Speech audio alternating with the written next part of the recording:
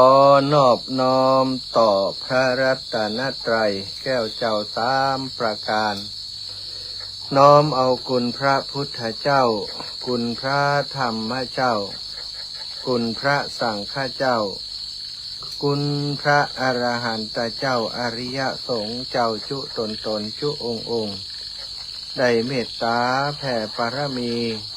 มาปกเก่าเกษาปกห่มรักษาครูบาอาจารย์พระมหาเถระ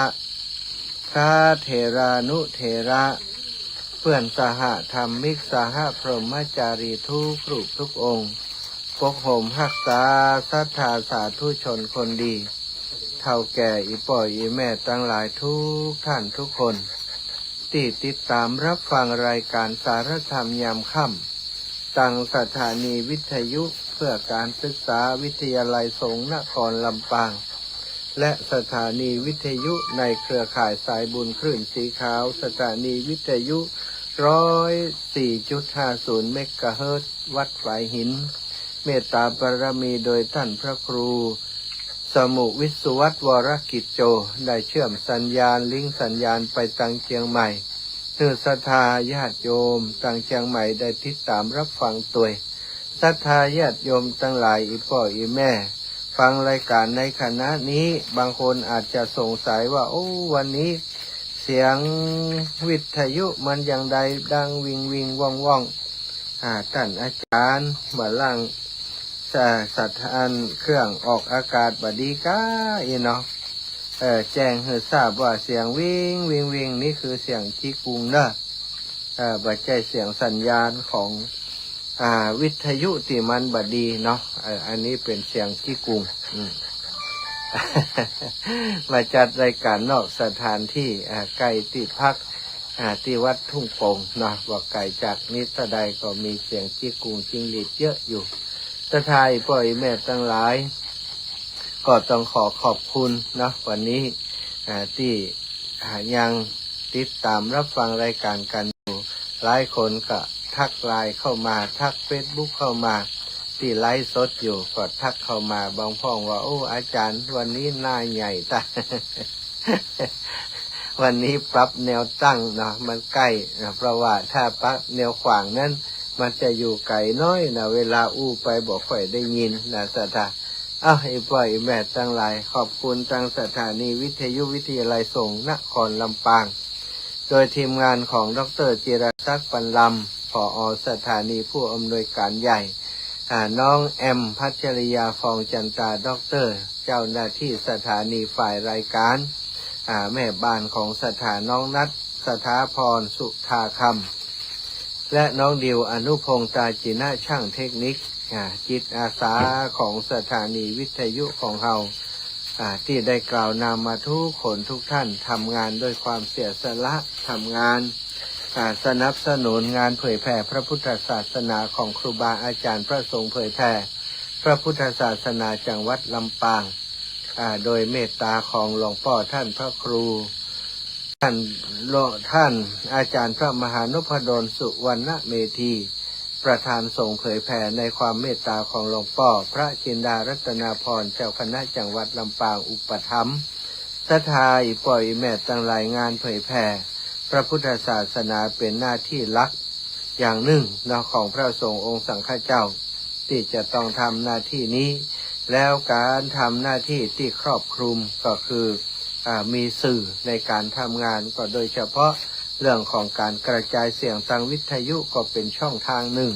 ที่ทำให้การทำงานด้านนี้เป็นไปแบบรวดเร็วและก็คล่องตัวมีค่าใช้จ่ายน้อยเนาะค่าใช้จ่ายน้อยศรัทธาญาติโยมมีวิทยุเปิดเสียงเปิดคลื่นรับฟังนะขอให้มีฐานขอให้มีไฟเสียบปลั๊กก็ได้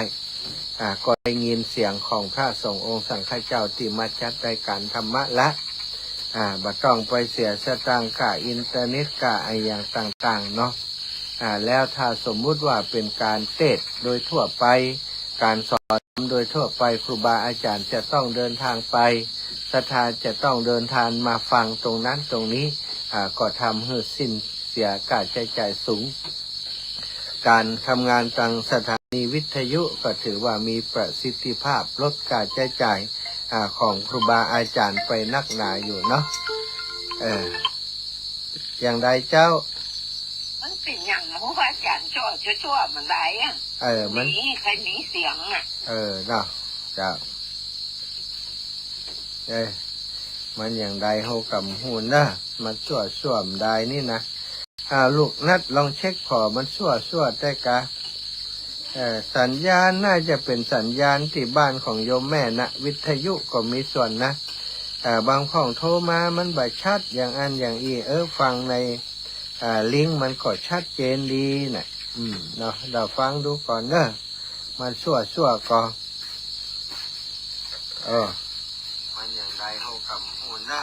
นี่ก็ลองบ่ชั่วโลนี่ฮะลูกนัดลองเช็คพอมันชั่วได้กะศรัทธาญาติโยมอาจจะเป็นที่สถานีวิทยุของโยมแม่นะแล้วคลื่นบางครั้งมันก็มีปัญหาเนาะคลื่นมันก็มีปัญหามันตีกันมันโจรกันสะปะเนอะศรัทธาญาติโยมเอาละพบปะกันก่อนที่จะนำสารธรรมมาสนทนาอุจาหรือว่านำเรื่องราวต่างๆมามาจาในรายการนี้ก็ต้องขออนุโมทนาบุญขอบคุณกับจิตใจอันประกอบโดยเมตตาของศรัทธาสาธุชนทั้งหลาย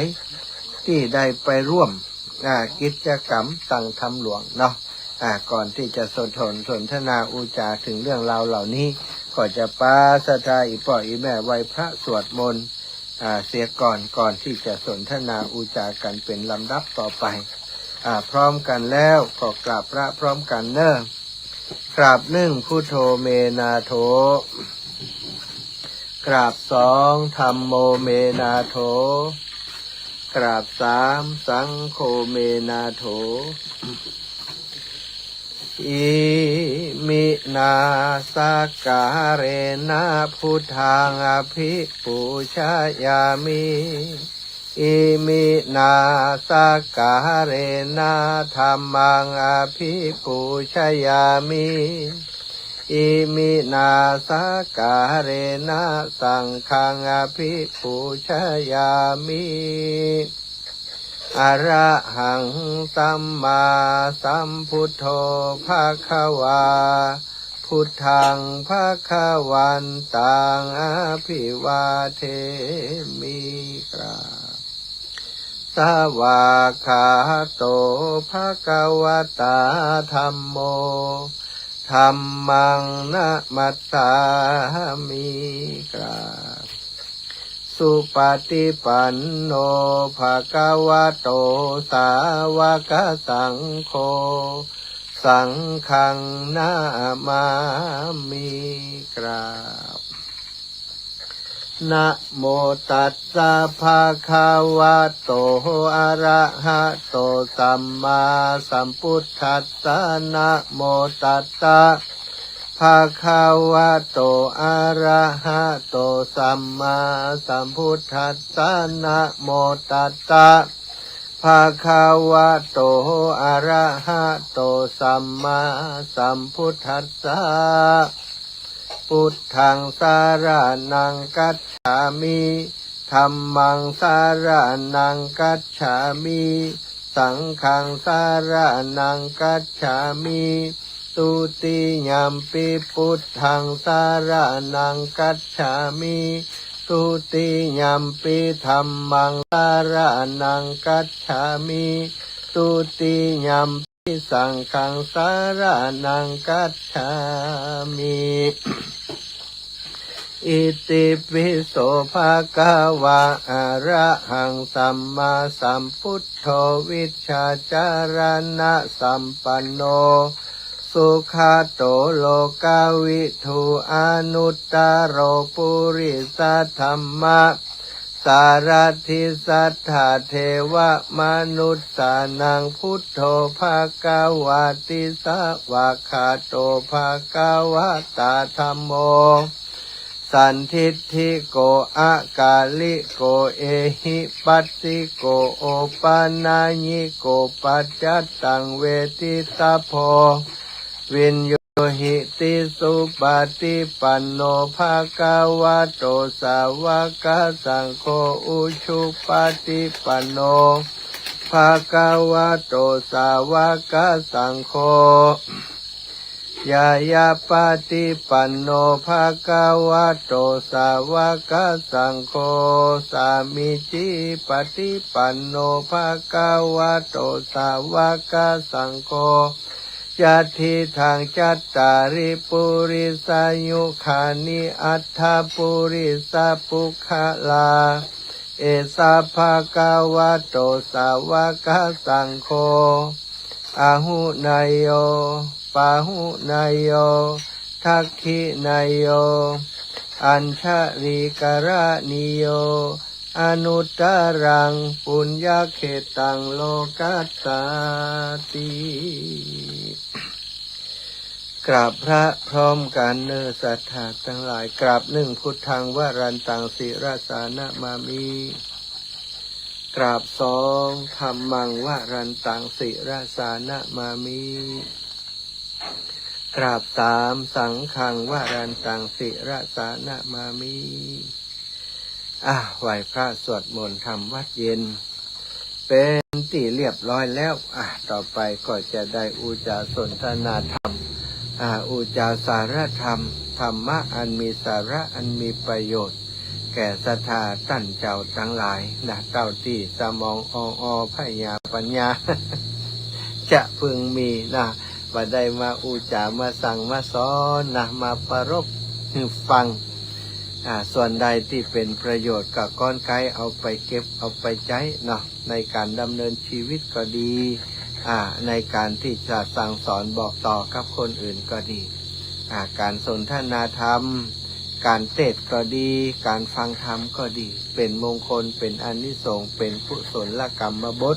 ของชาวพุทธทั้งหลายที่ควรกระทำเพราะทำแล้วเกิดความสุขอกสุขใจสบายใจได้บุญได้อานิสงส์ได้ทำคุณงามความดีเพื่อพระศาสนาเป็นการเผยแพร่น้ำธรรมคำสอนขององค์ชินวรสัมมาสัมพุทธเจ้าศรัทธาญาติโยมก่อนที่จะอุจาเรื่องราวต่างๆที่เป็นประโยชน์อันนี้ก็เป็นประโยชน์เหมือนกันที่จะอุต่อไปนี้ก็ประโยชน์ที่เราได้ทำร่วมกันจบสิ้นโครงการไปแล้ว แต่ว่าก็คือได้ตั้งธรรมหลวงเป็นเรียกว่าเทศมหาจาตุเวสสันดรชาดก3 ยก3 ยกแต่ว่านี้เราตีเทศยกที่3จำนวน5กันด้วยกันศรัทธาจบในเวลาจบพอเหมาะพองามถ้าจบค่ำกว่านี้จะลำบากศรัทธาจบประมาณ4 โมง4 โมงปลายสักหน่อยก็หาแต่ว่านี้อีพ่ออีแม่ทั้งหลายบรรยากาศของงานสำหรับคนที่มาร่วมบุญร่วมกุศลแต่วานี้ก็คงได้สัมผัสโดยตนเองความสนุกสนานสาระประโยชน์ที่ศรัทธาได้แต่วานี้เป็นสิ่งที่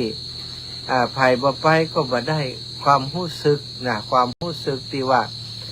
ได้ไปอยู่ได้ไปฟังได้ไปทำกิจกรรมนี้ร่วมกันที่วัดบรรพตสถิตศรัทธาอีพ่ออีแม่ทั้งหลายถ้าใจคำว่ามืดฟ้ามัวดินก็จะนักลำไปแต่มากันนักหนาปะป้าน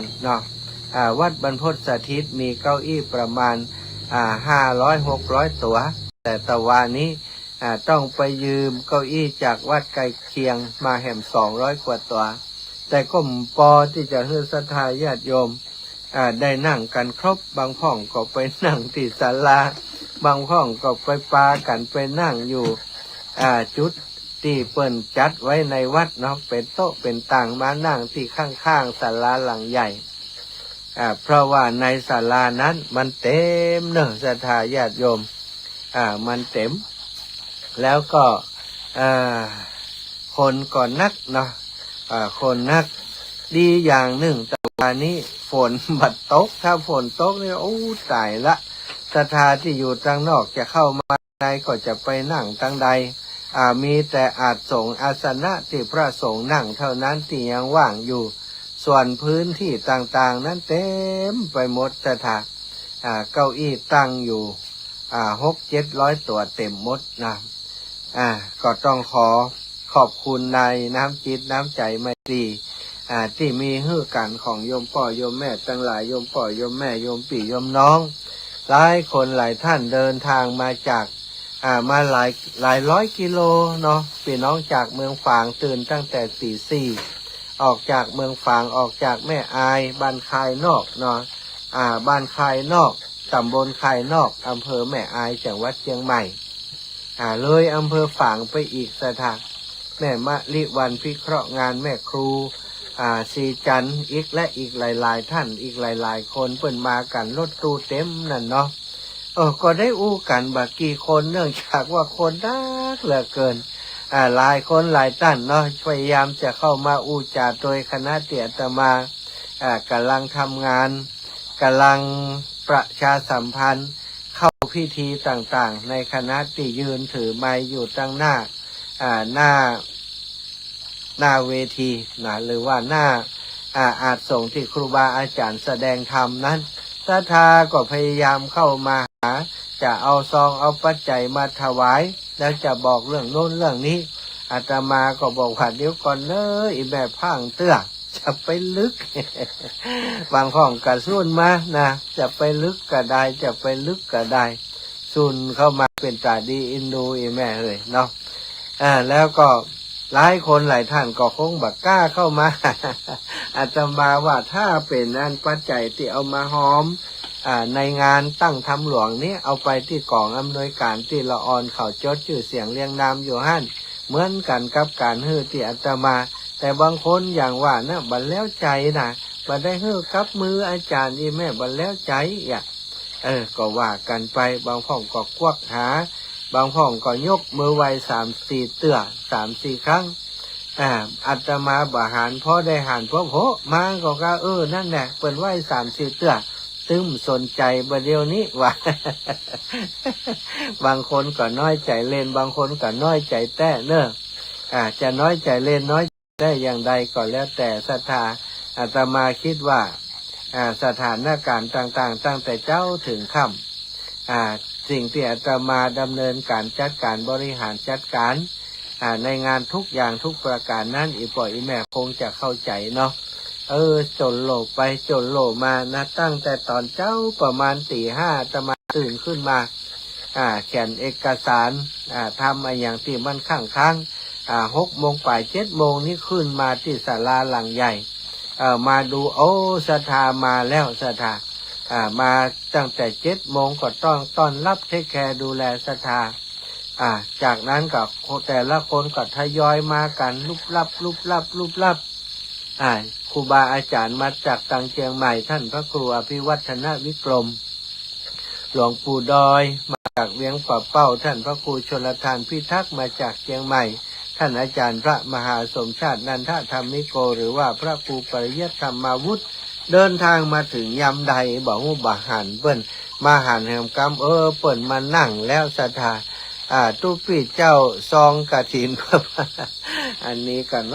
อีลานี่นะถามหาซองกฐินเดี๋ยวก่อนใจเย็นๆกฐินเอาไว้หันก่อนก็เดินทางมาจากหลายที่หลายแห่งแต่อาตมาภาพบาหันตอนเปิ้นมาหันแห่งกรรมเปิ้นนั่งโต๊ะรับแขกแล้วศรัทธาไปกราบไปสาครูบาอาจารย์ก็มาได้อู้จากันดีน่ะศรัทธายังได้อู้กับครูบาอาจารย์ดีกว่าอาตมาโดยซ้ำไปเนื่องโดยว่า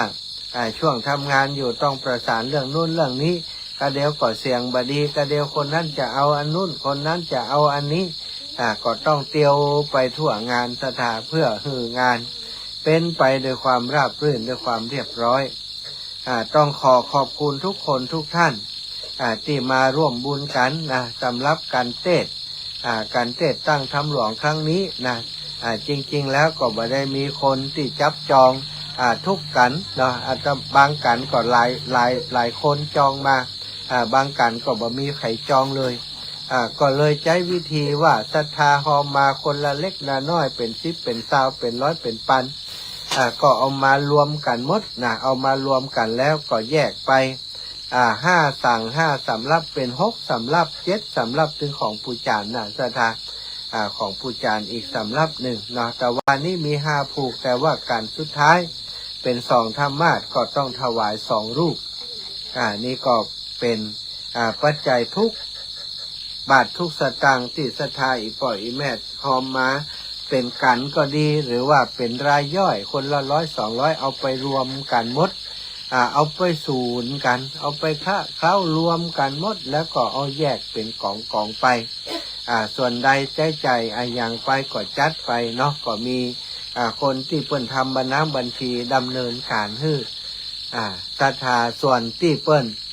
ได้เป็นเจ้าภาพกันคนเดียว1,500 บาทอีนะอาตมาภาพตะวานี้ไปดูรายชื่อแต่คืนนี้เนาะกลับไปที่ห้องไปไล่ดูรายชื่อซองเปิ้นมี1,500 บาทเขาเขียนติดหน้าซองไว้ชื่อเสียงเรียงนามของศรัทธาญาติโยมตัวบ่ได้กล่าวถึงเปิ้นบ่ได้อู้ถึงเปิ้นบ่แน่ใจว่าเปิ้นมาในงานก่อเปิ้นนั่งอยู่ทางในหั่นก่อได้เจิญเปิ้นไปประเคนอย่างก่อได้เจิญเปิ้นไปทำหน้าที่อย่างก่อไปพอรายชื่อแล้วก็ตกใจเหมือนกันบัดสบายใจศรัทธากลัวว่าศรัทธาที่เป็นเจ้าภาพไปในหอประชุมหั่นไปร่วมกิจกรรมหั่นแล้วอาตมาบัดได้เรียนเชิญเจริญพรให้มาทำกิจกรรมจุดเทียนก็ดีประเคนถวายปัจจัยก็ดีกว่าศรัทธาจะน้อยใจว่าอุตสาหอมถึง1,500อาจารย์บ่าห้องหาสักกรรมนี่นะอีปล่อยอีแม่ทั้งหลายในข้อนี้อาตมาต้องขออภัยเนาะขอสุมาอภัยตัวอย่างสูงเลยคนที่ได้เป็นเจ้าภาพมาที่บมาก็เป็นอย่างที่มานั่นแหละเนาะที่มาแล้วถ้าอาตมาบ่ได้เอิ้นไปทำกิจกรรมจุดเทียน2ธรรมก็ดีถวายปัจจัยประเคนปัจจัยก็ดีก็คิดว่าอีปล่อยอีแม่จะอภัยให้ได้แล้วก็ตะวาก็ได้บอกไปเหมือนกันว่าวันนี้จะเชิญกุคนก็คงบ่ได้เนาะสำหรับคนที่เป็นเจ้าภาพกันเทศกันนั้นกันนี้ก็มีอยู่ส่วนหนึ่งส่วนใหญ่ก็มีกันได้กันเรื่องอย่างกันมัดซีนี่หลายคนได้สกันอื่นมหาราชก็ดีสักกติก็ดีสักกบันก็ดีนครกันก็ดีนี่เป็นกันรวมก็เลยใช้วิธีว่าศรัทธาญาติโยมที่อยู่ในที่หั่นที่อยู่แถวหน้าอยู่ใกล้ที่สุดก็มาประเคนบ่อยเนาะศรัทธาเขาใช้วิธีการเป็นตัวแทนก็คิดว่าศรัทธาญาติโยมทั้งหลายที่เป็นเจ้าภาพมาก็คงจะเข้าใจหากจะมีความผิดพลาดก็คงจะสามารถให้อภัยได้เขาเป็นคลื่นสีขาวด้วยกันเนาะอีปล่อยอีแม่ได้ฟังน้ำฟังธรรมเรื่องการปล่อยวางเรื่องการบ่ยึดติดในการทำบุญสุนทรทานเขาทำบุญแล้วถ้าเขาทำบุญเอาหน้าบางครั้งบางทีนี่ได้กันหน้าศรัทธาแต่บ่ได้บุญอย่างใดได้กันหน้าบ่ได้บุญก็คือเปิ่นไปยืดใส่เปิ่นเนี่ยพ่อกูเนี่ยนะเป็นเจ้าภาพนู่นนั่นเนี่ยมึงบ่หันได้ทำอย่างเลยถ้าเขาคืดอย่างอีป๊อบเนี่ยบุญที่ทำไปแล้วกลายเป็นบ่ได้ลดละความตระหนี่กลายเป็นเพิ่มไปเพิ่มความมานะทิฏฐิความถือตัวอัตมิมานะคืนมาเป็นสิ่งที่ทำให้บุญของเขาบ่ได้สมบูรณ์อย่างที่เขาควรจะได้เนาะฉะนั้นการทำบุญที่แท้จริงก็คือทำบุญแล้วผลได้ไปทำกิจกรรมแล้วก็ถือว่าเขาได้บุญแล้วเนาะแต่อย่างใดก็ตามในส่วนของอาตมาในฐานะที่เป็นผู้ดูแลเป็นผู้จัดการรับแจ้งติดศรัทธาเป็นเจ้าภาพต่างๆมาถึงเวลาตะวานี้เป็นสลือไปหมดศรัทธาคนนั้นก็จะเอานั่นคนนี้จะเอานี้แล้วก็สมุดติดศรัทธาจองกันเทศไว้เอาละไว้กุฏิจะสดไปเอาก็ตึ้งแบบมีช่องจะออกไปได้น้อยศรัทธามาปั่นปอนให้เปิ้นกำโซดไปปั่นปอนออกไปได้น้อยปะศรัทธาเอาปัจจัยมาถวายปั่นปอนตึ้งบ่ได้ไปอย่างที่ตั้งใจก็เลยสมุดบัญชีและก็ซองปัจจัยที่ศรัทธาได้ถวายเป็นเจ้าภาพนั้นๆก็นุ่นอยู่ที่กุฏิตั้งลุ่มพุ่นอีปล่อยอีแม่ แต่เจ้านี้ก็เลยตอนออกรายการแต่เจ้าก็ได้แจ้งบอกกับศรัทธาญาติโยมที่เพิ่นติดตามรายการว่าโอ้อาตมาอัน บัดได้ห้องชื่อเสียงเรียงนามอย่างใดก็ขออภัยเน้อเนาะแต่เจ้าก็ออกอากาศไปรอบ1 ตี 3ถึงตี 5แต่สถานีตั้งลำปางของเฮามีปัญหาแต่เจ้ารู้สึกว่าเปิ้นบ่ได้เกาะสัญญาณเนาะแต่เจ้าตี 5อาตมาก็ว่าจะดาตั้งลำปางจะได้บัดโทรมาก็ได้โทรไปหาน้องนัดเช็คสถานีปรากฏว่าดับปิ้งให้น้องนัดไปเกาะสัญญาณใหม่ตั้งแต่ตี 5มา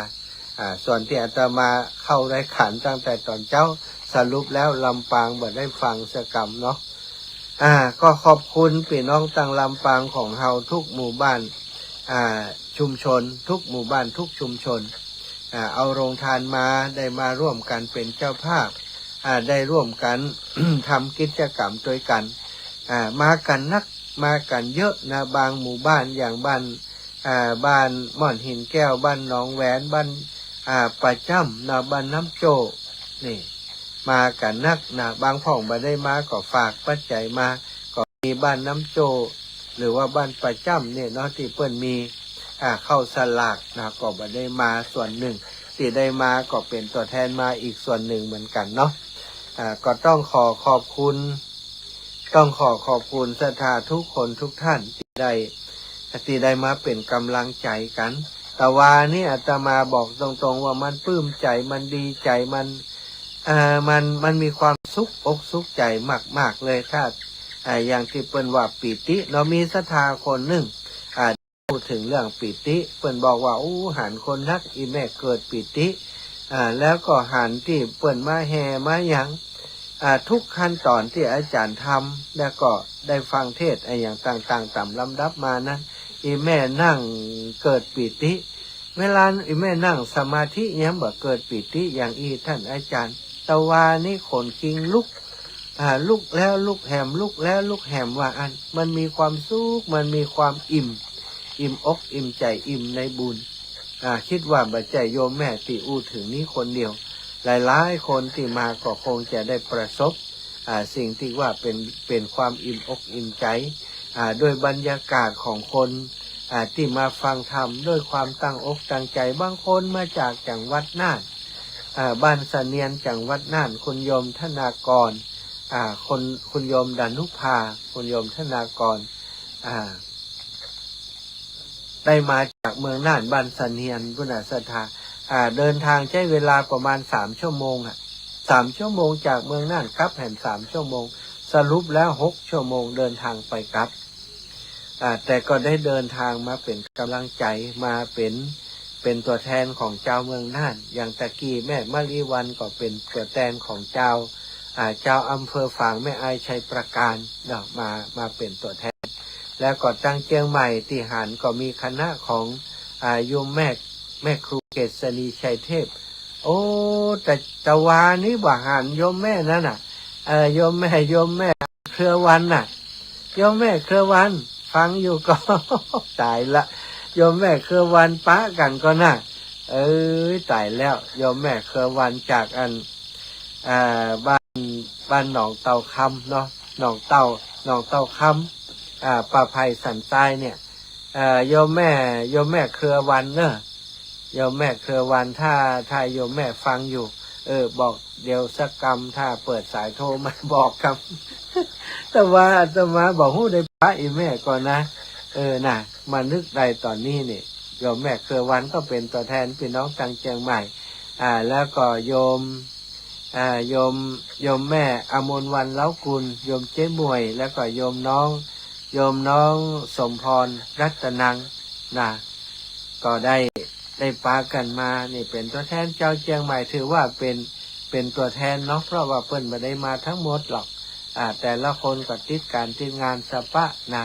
แต่ว่าส่วนใหญ่ก็ฝากปัจจัยมาหอมเนาะสถาก็ต้องขอบคุณทุกคนทุกท่านที่ได้มาร่วมกิจกรรมทั้งที่ได้ส่งปัจจัยมาให้มาหอมกับงานตั้งธรรมหลวงในครั้งนี้ถ้าบ่มีอีป่ออีแม่จ่วยนี่นักแก่เนาะศรัทธาญาติโยมทั้งหลายอาตมาภาพ และครูบาอาจารย์บ่ได้มีทุนในการทำกิจกรรมนี้มีแต่ทุนหัวใจทุนความตั้งใจทุนการทำงานเนาะที่อู้เอิญเชิญชวนให้ศรัทธาญาติโยมมาร่วมบุญตั้งหลายเนาะได้มาร่วมบุญก็ทำหน้าที่ตรงนี้จึงได้มีศรัทธาญาติโยมได้มาร่วมบุญกันนักหนาป้าป้านเป็นความรู้สึกดีใจนะศรัทธาเขาตั้งทำหลวง3 ครั้งทำไมถึงตั้ง3 ครั้งก็อย่างที่ครูบาอาจารย์เพิ่นบอกการเข้าวัดบ่อยๆการได้ทำกิจกรรมอย่างนี้การได้ฟังธรรมร่วมกันบางครั้งบางคนยกที่1มาได้ยกที่2มาบ่ได้ได้อาศัยมายกที่3นะบางคนยกที่1ที่2มาบ่ได้ก็มาในยกที่3สลับซับเปลี่ยนหมุนเวียนกันมา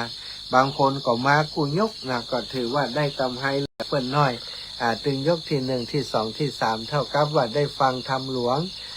ตึง13กันแล้วก็กันพิเศษแถม4กันเนาะศรัทธาอันนี้ก็เป็นสิ่งที่น่ายินดีเนาะกับศรัทธาญาติโยมที่ได้มาร่วมบุญร่วมกุศลด้วยกันและก็เป็นสิ่งที่อาตมาภาพและอาจารย์พระมหานพดลสุวรรณเมธีมีความประทับใจในสิ่งที่ศรัทธาได้กระทำต่ออาตมาแล้วก็ตังวัดวาโดยเฉพาะโครงการที่เราได้ทำกันในครั้งนี้ตั้งทำหลวงก็เพื่อเผยแพร่กิจกรรมที่ดีๆนี้คือศรัทธาญาติโยมทั้งหลายบัดได้ละบัดได้ลืมได้ช่วยกันส่งเสริมสนับสนุนเป็นประเพณีที่ดีงามที่เขาจะสืบต่อกันไปเมื่อเนาะได้ประโยชน์ตึงคนทำตึงศรัทธาที่มาและต่อพระศาสนาในวงกว้างไปตัวนะถ้าเขาบ่อนุรักษ์รักษากันไว้วันหน้าเมินไปประเพณีอย่างนี้ก็จะหายไปไฮไลท์ของงานตะวาเนาะก็มีพอดีอาตมาได้ประสานกับอาจารย์สุวรรณขอเพื่อนเอากองเต็กมาแห่ฮับพระเวสสันดรว่าอัน ก็คือเพื่อนเอามาเล่นเพื่อศรัทธาขั้นรายการประมาณสัก1 เพลงหนาตีบริเวณหอประชุมปัตตตคนเฒ่าคนแก่80-90ฟ้อนกันเย็บนาธรรมะเนาะหน้าลานในศาลาต่างหน้าที่มีที่ว่างคือศรัทธาได้มาลุกมาขยับฟ้อนรำกันได้หันอีแม่ลุกมาฟ้อนมารำกันมันดีใจศรัทธาญาติโยมมันอิ่มเอมใจมันมีความรู้สึกอย่างที่แม่โยมแม่บัวลอยสายเขียวว่ามันเกิดปิติศรัทธามันเกิดปิติเหมือนกับว่างานที่เราทำมาด้วยความเหน็ดเหนื่อยแล้วศรัทธามีความสุขอย่างอีกต่อให้เราเหน็ดเหนื่อยกว่านี้แหมสัก10 เท่าเขาก็จะยอมเหน็ดเหนื่อยเนี่ยในความรู้สึกมันเกิดความรู้สึกอย่างอีศรัทธาเนาะก็ต้องขอบคุณจริงๆเนอะบุญกุศลทุกอย่างทุกประการที่ศรัทธาเท่าแก่อีป่อยแม่ทั้งหลายได้ร่วมคิดร่วมทำร่วมสนับสนุนร่วมกิจกรรมกันในข่าวครั้งนี้ก็ขอให้เป็นบุญเป็นกุศลที่มาปกปักรักษาศรัทธาท่านเจ้าพร้อมกับครอบครัวแห่งตั้นทั้งหลายทุกท่านทุกคนตั้นอยู่ดีมีสุขแม้นว่าพยาธิอาพาธเกิดขึ้นมีแล้วในตนในตัวความกังวลอนตรายทั้งหลายมันมีขึ้นในจิตในใจในความคิดคำหนึ่งของโยมพ่อโยมแม่ทั้งหลายโดยบุญที่เราร่วมสร้างร่วมทำกันนี้ขอให้ขจัดปัดเป่าให้สิ่งทั้งหลายเหล่านั้นได้มาลายหายไปอย่างคำเปิ้นว่าให้ได้กลิ้งกาดออกจากตนจากตัวเหมือนน้ำติดกลิ้งกาดลงจากใบบัวใบบอนนั่นเองแล้วต่อนี้ไปหน้าก็ขอให้แม่ทั้งหลายอยู่ดีมีสุขอายุมันขวัญยืนเนาะก็ขอให้ปันมาหาก็ขอให้ปันได้โยมแม่โยมป่อทั้งหลายจะเตียวจะต้องไกลเดินทางขึ้นเหนือล่องใต้ขอให้ได้ปลอดภัยในทุกเส้นทางนะขอบคุณโดยหัวใจดวงน้อยๆของอาตมาจริงๆเนอะศรัทธาแล้ววันนี้นะได้เดินทาง เป็นตัวแทนครูบาอาจารย์ได้ไปมอบน้ำดื่มให้กับพี่น้องผู้ประสบภัยที่บ้านปงแล้วก็บ้านจุดนะแต่ว่าบ้านปงนี้พอดีไปช่วงที่อาตมาไปเพิ่นกำลังขึ้นทะเบียนรับความช่วยเหลือจากทางเทศบาลหรือว่าหน่วยงานอะไรอย่างสักอย่างที่ไปลงในพื้นที่วันนี้ก็ไปปะแม่ถนอมได้อูจากับแม่ถนอมก็บอกว่าจะพังไปที่วัดก็ถามว่าตะวาตู้ลูกไอเอาน้ำมาให้ได้กุมกันก่อปอกันก่อปอใจกำปออีแม่ก็บอกว่าปอแล้วอาจารย์ตะวานี้ก็ได้เยอะอยู่ก็เลยเอาน้ำดื่มติดรถไปส่วนหนึ่งเนาะไปมอบให้กับแม่บัวขี้ทะโปบ้านจุดหลวงซึ่งแม่บัวขี้ทะโปตะวาตั้งใจจะมาร่วมตั้งทำหลวงยกที่3แต่ว่าตื่นเช้ามาไปสะดุดล้มเนาะสะดุดกระสอบทรายติดกั้นน้ำเข้ามาในบ้านล้มหัวเข่าด้านซ้ายเนาะหัวเข่าด้านซ้ายแตกถลอกปอกเปิกอันไปพอก็ยังบวมตุ่ยอยู่ก็เป็นตาดีอินดูเอาน้ำไปลงที่บ้านโยมแม่ก็บอกว่าบอกคือญาติธรรมไผ่ที่เปิ้นขาดน้ำบอกพอใจก็มาเอาที่บ้านโยมแม่เนาะก็ต้องขอบคุณศรัทธาที่เป็นเจ้าภาพเนอะน้องแจกน้ำปวดแขนมดเจ้าพระอาจารย์ขอบคุณโยมน้องสมจิตอินทรพิจิตช่วยทุกอย่างอีลานี่นะแต่ว่าไปทำโรงทานไปทำโรงทานโดยไปแจกน้ำไปอย่างตัวเนาะส้มตำอร่อยมากเนอะตลอดถึงข้าวหนมข้าวต้มต่างๆแต่วันนี้นะมีคนรายงานว่าท่านอาจารย์บางคนออกจากข้างในมาบ่ได้กินอย่างสักกำนี่นะอย่างว่าโรงทานจะนักปรากฏว่าคนที่มาเอาโรงทานนี่ศรัทธาญาติโยมเป็นคนบ่ใจมาทำบุญว่ะมาเป็นขบวนการมาเป็นกลุ่มเอารถมอเตอร์ไซค์มาต่างไปว่าได้ฟังแล้วปวดหัวเลยศรัทธาเฮามาคิดว่าเปิ่นก็ตั้งใจมาทำบุญกันอันนี้ก็ตั้งใจมาเอาบาปเนาะมาเป็นเพศมาเป็นผีมาชิงของที่เปิ่นจะเลี้ยงดูผู้มีบุญทั้งหลายมาแย่งออกไปเหี้ยไอ้เบิ่มก็เล่าให้ฟังว่าผมบอกจะได้ก็ได้มันตึงบ่ฟังเปิ่นปั่นป้อนแล้วปุ๊บมันก็คุลงว่ะคุใส่ถงใส่ไก่มันไปเดียวเที่ยวหน้านี้ทำงานอีกครั้งหนึ่งเนี่ยหมู่นี้อาตมาจะเล่นงานละนะคิดว่าจะต้องกันหมู่นี้ออกไปเพราะว่าเขาบ่ได้มาทำบุญสถานแล้วมาสร้างความเดือดร้อนคือกับคนที่เปิ่นมาทำบุญเปิ่นเอามาเลี้ยงโรงทานสำหรับคนที่มาทำบุญอันนี้มาเอาของไปขายว่ะเอาอันขนมอย่างต่างๆที่เปิ่นทำมาเป็นห่อเป็นอย่างเนี้ยมันเอาไปใส่ถุงหิ้วออกไปเข้าแถวแล้วเข้าแถวแหมก๋วยเตี๋ยวนี่มันเทน้ำออกเหี้ยมันเอาไป2-3 อันเทน้ำออกแล้วมันก็ไปถอกรวมกันเอาไปถอกใส่ถุงว่ะเอาไปอย่างอีกก็มีเนาะต่อไปนี้จะต้องให้โรงทานเปิดเวลา 11 นาฬิกาก่อนหน้าบ่ให้เปิดนะบางคนเอาโรงทานมาลงไว้เปิ่นก็เข้าไปฟังปิกออกมาแหมกำบ่มีแล้วมันเอาไปหมดว่ะอย่างอีกก็มีเนาะเนี่ยศรัทธาเวลาทำงานบุญมันมักจะมีเพจไปแย่งนะอันนี้ก็ไปเป็นเวรเป็นบาปเป็นกรรมของตัวเนาะแต่หมู่นี้มันคงบอกหู้เรื่องนะแต่มาคิดว่าบาปกรรมไม่บอกหู้จักมันหู้จักแต่ว่าจะชิงจะปล้นอย่างใดจะเอาของเปิ่นไปได้อย่างไรเที่ยวหน้านี้จะจัดการและจะมีกล้องตั้งกล้องถ่ายไว้เลยแล้วก็จะประกาศเลยว่าคนนี้เอาไปมาทำบุญก็ว่ามาอย่างมาจากไหนถ้าบอกหู้เรื่องหู้ราวแล้วจะไล่ไปเลยเนาะบ่ได้เรื่องนะคนหมู่นี้มันมาทำให้เสียหายหลายคนที่เพิ่นบอกว่าโอ้ยแม่ไม่ได้กินสักกรรมอาจารย์ว่าคนในฐานะคนดำเนินการจัดงานนี่ก็รู้สึกบ่สบายใจถ้าป้าตะวาถ้าจะได้ด่าสักหน่อยถ้าจะได้ด่าให้แสนหน้าสักหน่อยละคนอย่างอีก แต่ได้ข่าวว่าโยมที่ดูแลอยู่ก็ช่วยกันบอกกันพอแต่ว่าเขาลึกว่ะถ้าด่าทางนี้มันก็ไปทางปุ้นซดไปเอาทางปุ้นน่ะนี่เปรตนักเจ้าตูปีโยมน้องสมจิตยืนยันมาว่าเปรตนักขนาดตะวาว่ะต่อไปต้องกันเปรตละน้องละเนาะ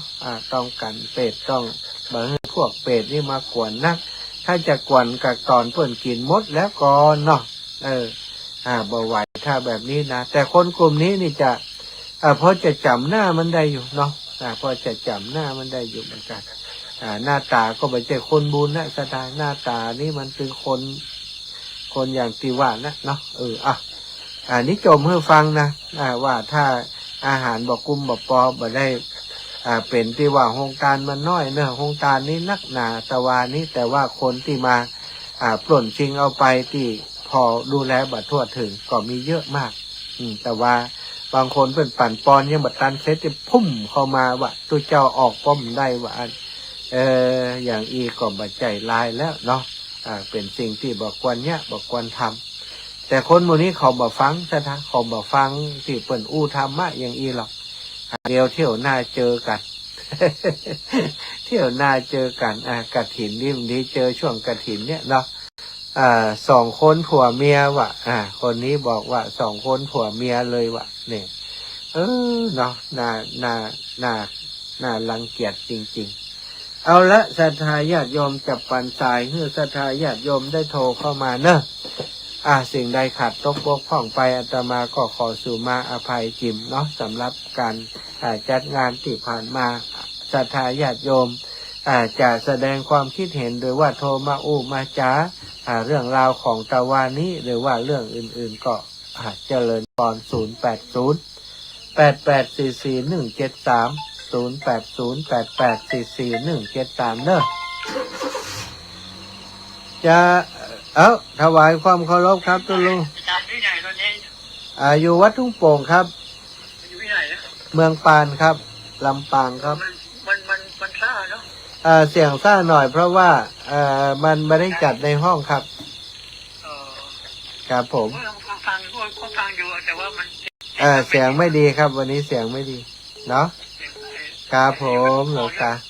ครับผมมันลูกคอมันไม่ค่อยดีจ่าสัญญาณมันลูกคอไม่ค่อยดีจ่าครับผมเจริญปอนโยมแม่นิเวศยามศักดิ์เจ้ากับน้องมัสการเจ้าพระมหาเจ้าแม่เรื่องเป็ดนี่นะมากโยมก่อนนักเลิกพระมหาหนักใจแม่เป็นว่าเอารถเครื่องแว้นกันมาวะเอาใส่ใต้คนออกไปวะเจ้ามันมีกู้วัดเหรอเจ้าวัดบ้านข้างๆก็ต้องมีที่ไหนก็มีเจ้าเดี๋ยวนี้จะเที่ยวหน้าจะจัดการดูมาฟ้าใจหายเนาะคนที่เปิ่นฟังทำเปิ่นเสือนี้อย่างก็ลงมาไม่ได้กินแล้วเจ้าใจหน้ากาข้าวต้มเปิ่นเนี่ยจัดดีมัน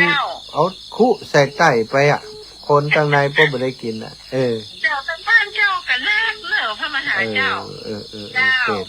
หันแหมยังคนเท่าเนี่ยเนาะเจ้าฟังชัดเจนดินเนอร์เจ้าแม่เจ้าแม่เพนน่ะลำปูนหันเป็ดปตะวะอาจารย์อยู่ในขนาดออกมาเนี่ยเกือบจะไม่ได้กินอย่างละนั่นแน่เป็ดนักล้ำไป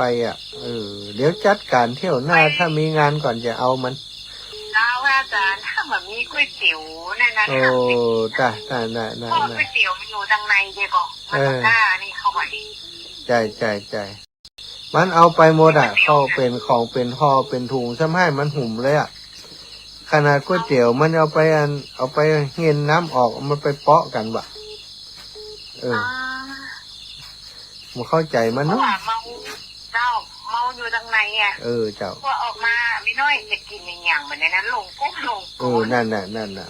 บ่าวไวสาธุนะแม่นะสาธุเจ้ามันกินบ่หู้จักปอแมงเป็ดหมดนี้เอาเจริญปอนแม่รัตดากับไม่กะเจ้า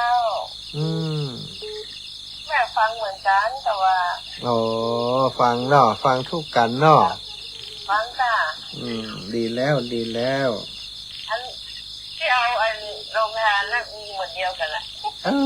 น่ากว่าตา สวายเบิ่มว่าโอ้เขาเนี่ยแกลำไปเปิ่นปั่นปอนทุกเจ้าออกตันวะมันอันคุใส่วะแม่ เจ้า คุใส่เสื้อคุใส่ไต่มันอีวะ เจ้า น่ากลัวเนาะ พ่อกับไว้สาเจ้า แต่ตัวเจ้า จะไปตายจะไปเกิดดีทำได้อะหมูนี่นะแม่วันนาเทศน เจ้านี่เป็นไปลำปางมาละกะ ำบอกก่อนอยู่ปุ้นกา ทุกคนมันอยู่ว่าเราไข่เนี่ยจะถามมันจึงมันทันเขา นะอีแม่นเดี๋ยวเขาแต่ว่าเขาการมัวแต่ดูแลตั้งในน่ะตั้งนอกเขากำได้จัดการเรื่องลงทานน่ะ ขนาดกะ แย่จังเลยตัวลุงน่ะไหลมันมาตัวตัวลุงก็ ประเดี๋ยวนี้กูได้เลี้ยงก๋วยเตี๋ยวเอานะมีหน่อยละ เนี่ยเขากับตะวาถ้าไม่ก๋วยเตี๋ยวขนาดก๋วยเตี๋ยวมันยังเอาแม่มันเอาไป2-3ถ้วยแล้วมันก็เทใส่กันไม่เอาเพราะจบ ถ้าเป็นที่ชมนิ้วซ้ำเผือกมันจะเอาไปมดหูประเดี๋ยวกำเดียวไว้เข้าใจเนาะสัตว์ตัวนะแม่เจ้าไปแล้วหาไปถึงลำปางนี่เนาะ มันมาเมินแล้วเขาหันมันเจริญปอนแม่กาบแก้วสีอินแก้วอาจารย์เจ้าท่านอาจารย์รอบหน้าปฏิวัตินะเจ้าแม่ว่าจะเป็นแยกในนี้มาได้รอบหน้านี้ไอ้หมูนี่บ่ฮื้อละรอบหน้าจำหน้าได้หมดเลยเขาจำเขากัดหูมันจักมันพ่อเอายังไงคนเก่าแล้วก็ยุดไปกำเหมือนมาขอแหมบอกว่าเปิดเตี่ยคนทางไหนแบบได้ได้ประตูไปแกก็บอกท่านอาจารย์ปีเที่ยวหน้านี่บ่ฮื้อบาเปิดนั้นพวกไปเปิดเป็นเวลาเอาไปหื้อในพุ่นอ่ะไอหมูนี่ดัดสันดานมันเลยเอาไปที่วัดแห่งใหม่เนาะไปที่วัดแห่งใหม่คนไหนบอกออกมาของกินหมดเลยอันนั้นเที่ยวหน้าจะขายหน้ามันสักหน่อยขายหน้าเป็ดเอามาอยู่มันได้คนไหนแม่บอกว่ามาคนไหนรอบปิ๊กนั่นจะได้กินอิ่มเต๊ะแม่จะได้กินน่ะต้องไล่เลยจะเอาปฏิวัติใหม่เนาะเจ้าสัตว์ตัวเจ้าเอาไปแจกเขาเจ้าได้เจ้าสัตว์ตัวเนื้อเจ้าแม่บัวไข่ไหวยังได้แม่กัญญาพรหานชนะเจริญพรเจ้านมัสการเจ้าขออนุโมทนาเนาะแล้วเนาะแล้วแม่จ้าโอ้อินดูท่านมหาพิษขนาดอีแม่หันไหนเล่นกะก็ฟังเวลาเปิดฟังได้ยินผ่องไม่ได้ยินผ่องมันเสียงมันศูนย์กันแบบว่าเหมือนกับว่าอันท่านไม่ได้อยู่กับเสียงแบบว่าอาจจะสัญญาณมันบอกค่อยดีไงได้ฟังนิดหน่อยได้ยินเสียงท่านของเอิญคนนั้นเอิญคนนี้บอก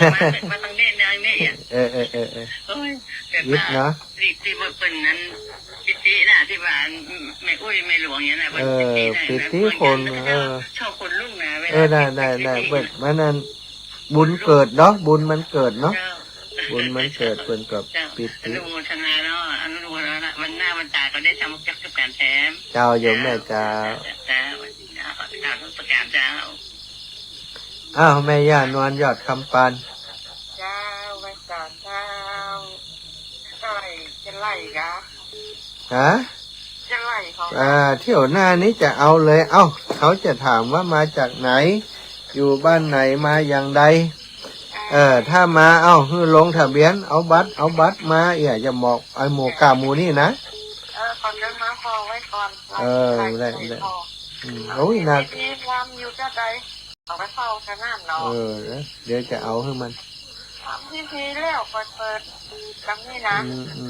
ทำพิธีมาแล้วว่าต้องเปิดโน่นนี่จะให้ไล่เลยไผ่เอาไต่เอาใส่ไต่จะปัดมือเลยเนาะแต่ตู้นะแต่ตู้ไว้งานแม่วันสุกลูกแม่โอ้ขอรถใหญ่มาใส่แล้วนะโอ้ยปวดหัวเลยเนาะลงทานนักเสียถึง200พุ่นดูโอ้ขอรถใหญ่มาเจ้านอกวัดเนอะ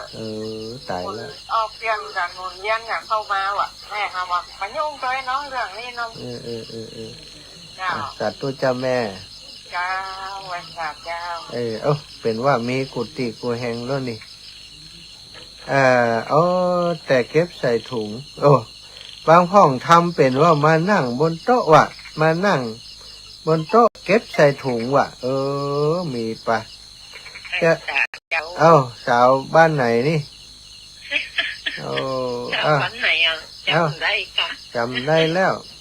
จะมาหากันสักเตี่ยบอกอันไปฟังใกล้ๆบอกใกล้ๆประจำม่วนขนาดม่วนกับอิดนั่นที่บ้านฟังกันเสียงบอกใครดีกันยังม่วนอยู่เสียงบอกใครดีแต่ว่านี่ไอ้ดิวมันจัดเลยเสียงเป็นจะได้โชว์จะซ่าหมูยังเสียงบ่ม่วนแต่ว่านี่เจ้าสัตว์ตุ้นเด้อเจ้าสัตว์ตุ้นเด้อแม่น้อยบัวไขวงหารเจ้าเป็ดเที่ยวแซ่ฮะ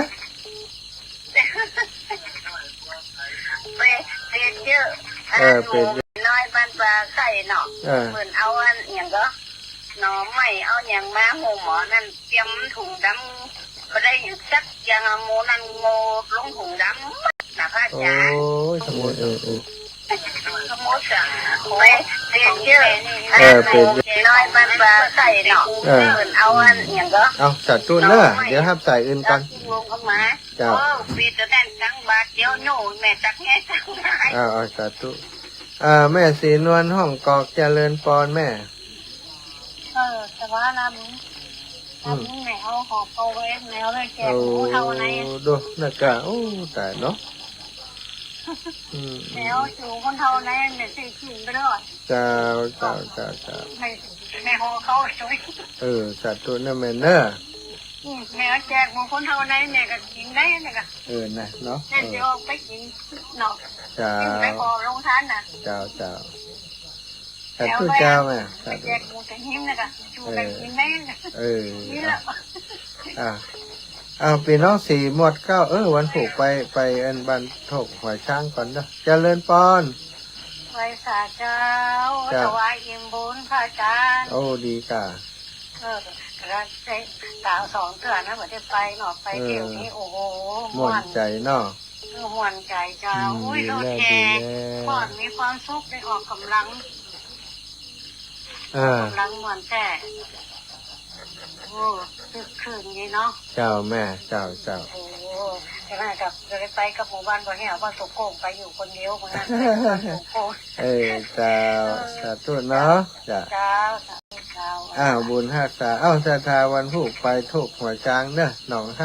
5ทุกหัวช้างหนอง5แล้วก็ปันหัวตุ่งเนาะตามเดิมมดเวลามดอายุวันโนสู้ขังพลังเจริญปอนแม่ในสองกระถิ่นยังอยู่ก่อนในมันยังให้เขามาส่งอยู่แม่เพราะเปิดขอกันหลายคนนะเปิดมาจะได้น่ะเดี๋ยวเอามาให้เห็นเนาะเราเนี่ยไปชิมแต่เจ้ามันเอาแฟน5 บาทเนี่ยเอามาให้15 แฟนเรามีพอดีมี2น้องมันได้ตั้งกายบ้านเดียวกันนั่นให้บ้านเดียวกันหูอยู่เขาไปด้วยกันอยู่แล้วเนาะแม่จะไปแจกวัดล่ะจริงมูที่กรรมการยังวันนี้แม่ยังวันมูนี่ต้องซื้อก็ได้มันนั้นตามรักมันต้องมีเปิดถึงพิมพ์กรรมการแม่ตามรักแต่ตู้นั้นแม่นะบุญ5 ษาเจ้า